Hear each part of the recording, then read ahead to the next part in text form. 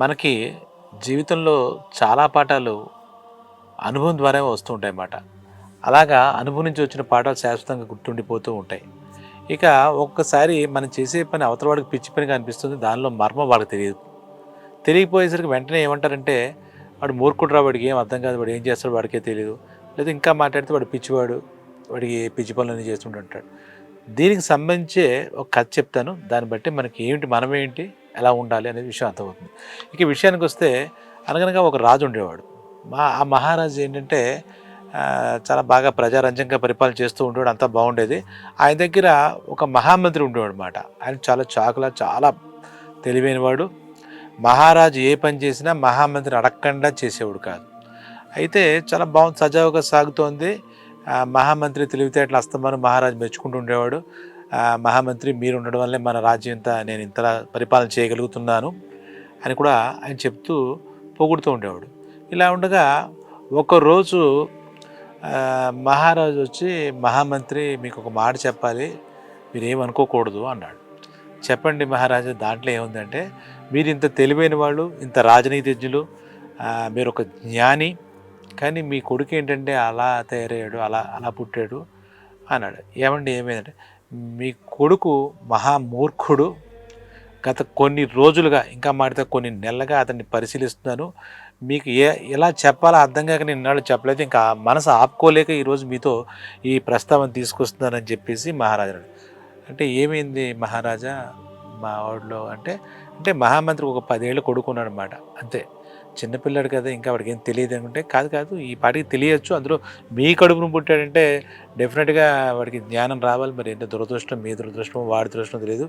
వాడు పక్కా మూర్ఖుడు మీకు పుట్టాడు" అని చెప్పేసి, "నేను చూసే చెప్తాను, కావాలని నేనేం బ్లేమ్ చేయట్లేదు.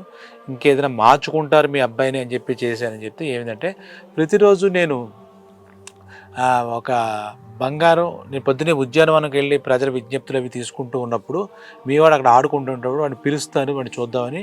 బంగారం, వెండి ఏది గొప్ప అని అడిగితే వెండే గొప్ప అంటూ ఉంటాడు. వాడిలోనే మార్పు వస్తుంది అనే ఉద్దేశంతో నేను ఇప్పటిదాకా ఆ విషయం మీ దాకా చెప్పలేదు. ఇప్పటిదాకా కొన్ని నెలలుగా ఇదే సాగుతోంది.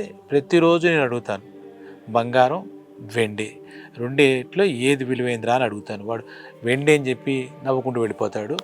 ఇది మీరు కావస్తే మీ అబ్బాయిని వెళ్ళి అడగండి. వాడిని ఏదైనా కొంచెం ప్రయోజకుడు చేయాలంటే మీరు ఇప్పుడే, మొక్కై వంగంది మానే వంగుద్ది అంటారా, ఇప్పుడు చిన్నతనంలోనే వాడికి ఏమైనా ప్రత్యేక శిక్షణ అది ఇచ్చి వాడిని ఒక లైన్లో పెట్టాల్సింది మీరు" అని చెప్పేసి చెప్పాడు. సరే, మహామంత్రి మనసు పాడైంది. మహారాజు గారు, అందులో మహారాజు గారు ఊరికే చెప్పరు, అది కాక నెలల తరబడి వాడిని పరీక్షించి చెప్పారేమో. దానికి తోడు బంగారం వెండిట్లో ఏది విలువైందంటే ఎవరైనా చెప్తారు, దానికి చదువు సంఖ్యలో కూడా అక్కర్లేదు, వీడు చదువుకున్నాడు, 10 ఏళ్ళు వచ్చే వయసు. దీంట్లో ఇలా చెప్పడంతో ఆయన మనసు పాడైంది మహామంత్రికి. వెంటనే ఆ రోజు సాయంత్రం ఈ రాజ్యసభ ముగించాక ఇంటికి వెళ్ళాడు. వెళ్ళిన తర్వాత పిలిచాడు, కొడుకుని పిలిచాడు. కొడుకుని పిలిచి, "ఏరా, ఒక మాట చెప్పు, బంగారం, వెండి వీటన్నిటిలో ఏది విలువైందిరా" అన్నాడు.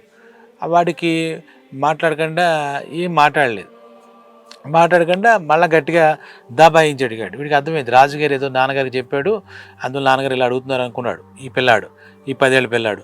వెంటనే మళ్ళీ రెట్టించి దబాయించి అడిగాడు, "నిన్నేరా అడుగుతున్నాను, బంగారం, వెండి ఈ రెండిట్లో ఏది విలువైంది, నీకు తెలుసా తెలియదా" అని గట్టిగా. మహామంత్రి కోపం వచ్చింది కూడా, "మహారాజు గారు, నీ కొడుకు మూర్ఖుడు అంటే ఏ తండ్రికైనా కోపం వస్తుంది, కానీ వీడు చేసే పని మూర్ఖ పనిలాగా అనిపించింది కదా." అందులో రాజుగారు వివరంగా కూడా చెప్పారు, బంగారం, వెండి ఇందులో ఏది విలువైందంటే వెండి అంటున్నాడని కూడా చెప్పాడు. అది కూడా కొన్ని రోజులుగా పరిశీలించి మరి చెప్పాను, నాకు వాడి మీద అభిమానం ఉందని కూడా చెప్పాడు. సరే, మహారాజు గారిని ఏం అనలేడు కాబట్టి వెంటనే ఈ మాట వీడిని అడిగేసరికి చాలా తమాయించుకుంటూ అడిగాడు. అంటే అప్పుడు ఈసారి ఏం చెప్పాడంటే, "బంగారమే విలువైంది నాన్నగారు" అన్నాడు. మళ్ళీ అడిగాడు, అంటే "బంగారమే విలువైంది నాన్నగారు." "మరి మహారాజు గారు ప్రతిరోజు ఉదయం ఉద్యానవనంగా వస్తున్నప్పుడు, నువ్వు అక్కడ ఆడుకుంటున్నప్పుడు నిన్ను అడిగినప్పుడు నువ్వు ఏం సమాధానం చెప్తూ వచ్చావు?" అంటే "వెండి అని చెప్పాను" అన్నాడు ధైర్యంగా. "నువ్వు అబద్ధం చెప్పకు" అంటే "వెండి అని చెప్పానని నిజమేనన్నాడు."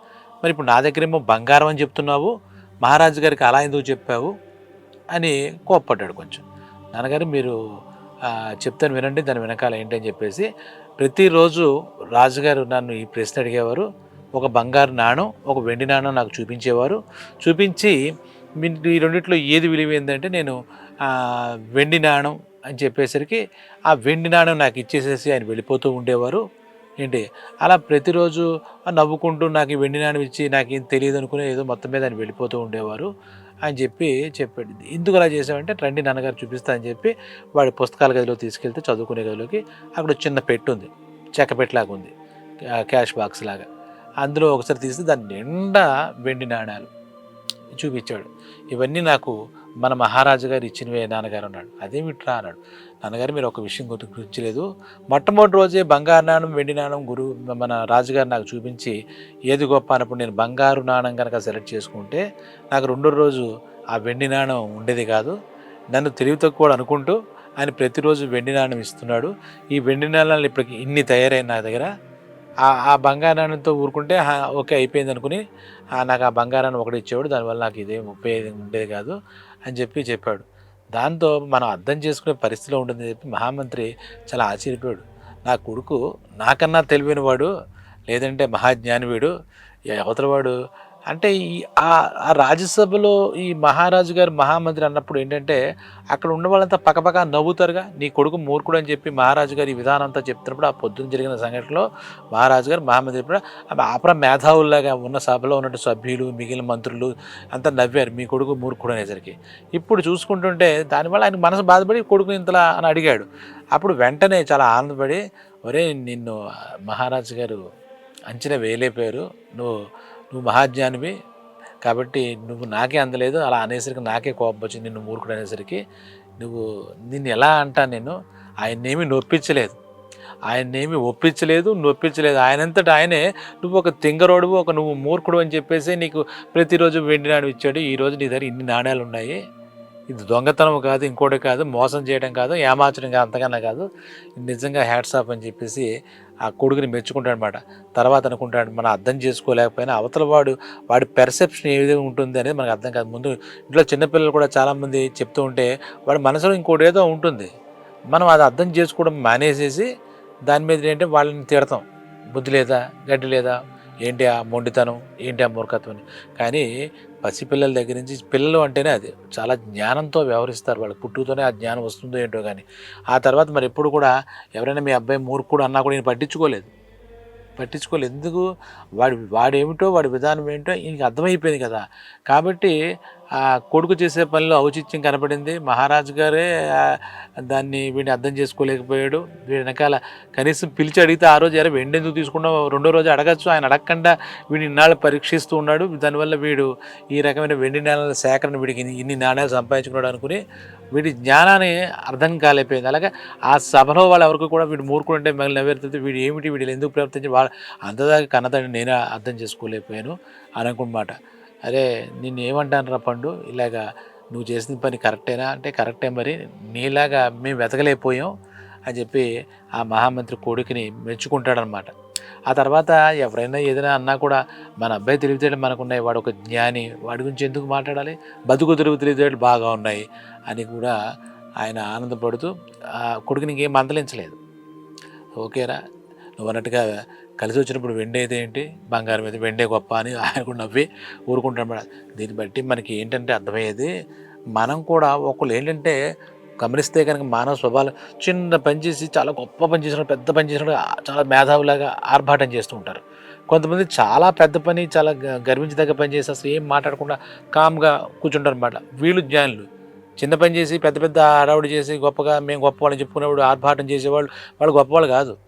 ప్రతి పని వెనకాల కూడా ఏదో ఒకటి ఉంటుంది, ఒక పర్పస్ ఉంటుంది. ఆ పర్పస్ అవతల వాళ్ళకి అర్థం కాలంటే వాడు మనల్ని పిచ్చివాడనేస్తారు. మనం చేసే పని వెనకాల మనకి ఉండాలి, మనం ఏం చేస్తాం అనే దాని మీద మన అవగాహన ఏమిటి, మనం దేనికోసం చేస్తున్నామని చెప్తే అవతల వాడిని ఒప్పించడానికో లేదంటే మనం గొప్ప వాళ్ళని చెప్పించుకోవడానికో మనం ఏం పని చేయక్కలే. ఇందాక మన కథలో ఒక పిల్లవాడు ఏంటి, వాడు చాలా సింపుల్గా చాలా తెలివిగా ఆలోచించేశాడు. అది ఎవరికైనా అర్థమైందా? అంతటి మహారాజు దగ్గర నుంచి కన్నతండ్రి మహామంత్రి దగ్గర నుంచి ఆ సభలో వాళ్ళు ఎవరికి అర్థం కాలే. అలాగే మనం చేసే పనిలో కూడా ఒక అంతరార్థం ఉంటే అది అవతల వాడికి అర్థం కాక్కలే. మనం ఆ ప్రకారంగా నడుచుకుంటూ ఉంటే అవతలవాడు మళ్ళీ మూర్ఖుడు అంటాడు, పిచ్చివాడు అంటాడు. ప్రపంచంలో పిచ్చివాడు అనుకున్నప్పుడు సైంటిస్టులు అందరినీ పిచ్చివాడు అనుకుంటారు. మళ్ళీ గమనిస్తే కనుక ముందు తర్వాత వాళ్ళు కనిపెట్టిన ఆవిష్కరణలన్నీ ప్రపంచానికి ఎంతగానో ఉపయోగపడతాయి అన్నమాట. అవతల వాడికి అర్థం కానంత మాత్రాన మనం వెంటనే పిచ్చివాళ్ళు మూర్ఖులని మనకు ముద్రేస్తారు. కానీ మనం చేసే పని ఏదైతే ఉందో దానికి మనమే బాధ్యులం కాబట్టి మన ఆలోచన బట్టి మనం చేయాలి తప్పితే వాళ్ళ యొక్క కామెంట్లు బట్టి మనం ఏం చేయగలం. మన మూర్ఖులు అంటే ఏమిటి, పిచ్చివాళ్ళు అంటే ఏమిటి. మనం చేసే పనిలో ఒక పర్పస్ ఉంది, ఒక లాభం ఉంది అన్నప్పుడు మనం ఆ పద్ధతిలో మనల్ని మనం నమ్ముకుని మనం ముందుకు వెళ్ళిపోవాలి తప్పితే వాడిచ్చే సర్టిఫికేట్ కోసం మనం వెళ్ళక్కర్లే. జ్ఞానం అంటే అవతల చూపించాలి, ప్రదర్శించాలి కాదు. జ్ఞానం అంటే మనలో ఉండాలి. ఆ జ్ఞానం మనకు ఉపయోగపడాలి, తద్వారా మొత్తం అంత సమాజానికి కూడా ఉపయోగపడాలన్నమాట. కాబట్టి ఈ కథలో ఈ సూక్ష్మం మీకు అర్థమై ఉంటుంది. కాబట్టి మనం ఆర్భాటంగా ఏం చేయక్కర్లే, అవతల వాడు మెచ్చుకోలు కోసం ఏం చేయక్కలే, మన పని మనం చేసుకుంటే హాయిగా ముందుకు వెళ్ళొచ్చు అన్నమాట. ఇందులో అర్థమైంది కదా, బంగారం వెండి ఏది గొప్ప మీకు తెలుసు. కాబట్టి ఆ పిల్లవాడి యొక్క జ్ఞానం ఏంటనేది మనం తెలుసుకుని మనం కూడా ఆ పిల్లవాడిలాగా ఆలోచించగలిగితే బయట వాళ్ళ మాటలు ఏమి పట్టించుకోకర్లేదు, బయట వాళ్ళ సలహాలు నక్కలేదు. వాడు పిచ్చివాడన్నా మూర్ఖుడన్నా మనకు పోయిందేం లేదు. వాడి నవ్వుతే వాడి పళ్ళే కనపడతాయి. సెలవు.